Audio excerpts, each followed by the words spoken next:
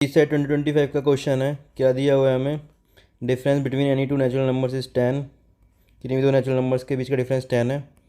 What can be said about natural numbers which are divisible by 5 and lie between these two numbers. तो हमें बताना है ऐसे numbers के बारे में क्या कहा जा सकता है कि जो ऐसे दो नेचुरल नंबर्स के बीच में रहें जिनका डिफरेंस 10 हो और 5 से डिविजिबल हो।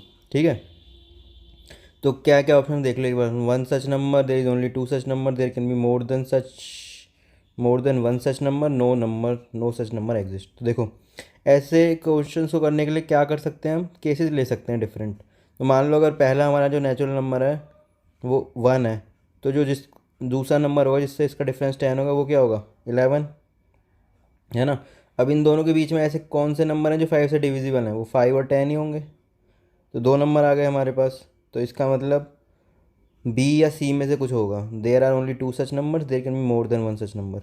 तो देखो,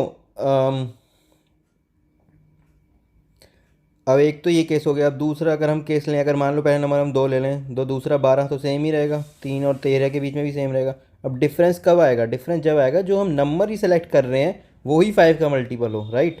तो ऐसा नंबर क्या हो सकता है? 5 होगा। तो जो अब दूसरा नंबर क्या होगा जिससे इसका डिफरेंस 10 होगा? वो होगा 15। अब इनके बीच में खाली एक ही नंबर लाई करेगा, 10, जो कि 5 से डिविजिबल है, राइट।